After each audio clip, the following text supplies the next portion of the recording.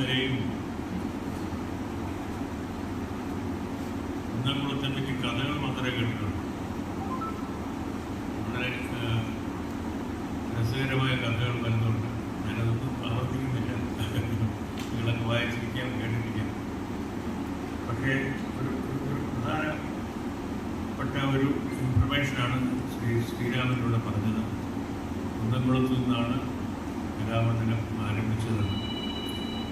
വലിയ രാജയെപ്പറ്റി അദ്ദേഹം പറഞ്ഞു. ഇതൊക്കെ തീർച്ചയായിട്ടും ഡോക്യുമെൻ്റ് ചെയ്യേണ്ടതാണ്. പ്രധാനപ്പെട്ട സംഭാവനകൾ കലാമണ്ഡലം പോലെ ഒരു സ്ഥാപനം ഉണ്ടായിരുന്നില്ലെങ്കിൽ കഥകളിയുടെ അവസ്ഥ വളരെ വളരെ മോശമായി പോയിരുന്നു. പക്ഷേ കഥകളി തന്നെ ഇല്ലാതായി പോയത്. ഇന്നിപ്പോൾ കലാമണ്ഡലം ഒരു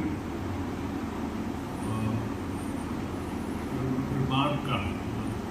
കലാമണ്ഡലത്തിൽ നിന്ന് വന്ന ഒരു കലാകാരനെന്ന് പറഞ്ഞു കഴിഞ്ഞാൽ ജനം കലാകാരനെ വില കൊടുക്കുന്നുണ്ട്, മതിക്കുന്നുണ്ട്. അപ്പോൾ അങ്ങനെ ഒരു വലിയ സ്ഥാപനം ഇപ്പോൾ ബംഗാളിൽ ശാന്തിനികേതൻ ഉണ്ടായതുപോലെ തന്നെ കേരളത്തിൽ വളരെ പ്രധാനപ്പെട്ട ഒരു സ്ഥാപനമാണ് നമ്മുടെ കലാമണ്ഡലം. അതിൻ്റെ ഏറ്റവും ഉജ്ജ്വലരായിട്ടുള്ള അവിടെ പഠിച്ച് കഥകളിയിലെ ആചാര്യന്മാരായി മാറിയിട്ടുള്ള വലിയ കഥകളി നടന്മാരിൽ ഒരാളിനെയാണ് നമ്മൾ ഇന്നിവിടെ ആദരിക്കുന്നത്.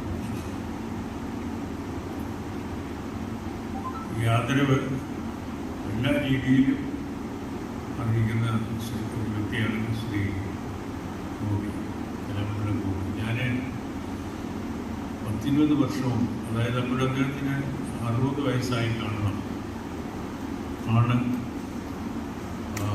ഫിലിംസ് ഡിവിഷൻ്റെ, ഇന്ത്യ ഗവൺമെൻറ് ഫിലിംസ് ഡിവിഷൻ ആവശ്യപ്പെട്ടതനുസരിച്ചിട്ട് ഒരു ഡോക്യുമെൻ്ററി ചെയ്യുന്നത്. ഈ ഡോക്യുമെൻ്ററി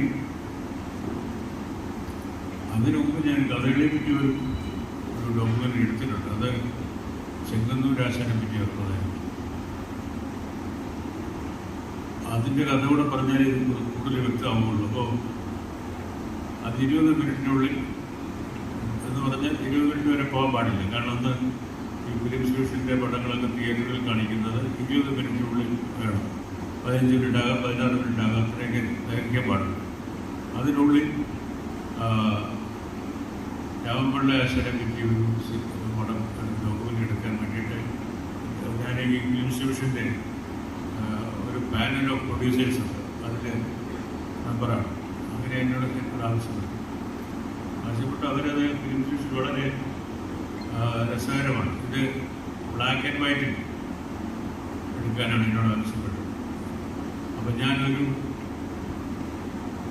വർഷത്തോളം അവരുമായിട്ട് തർക്കിച്ചു.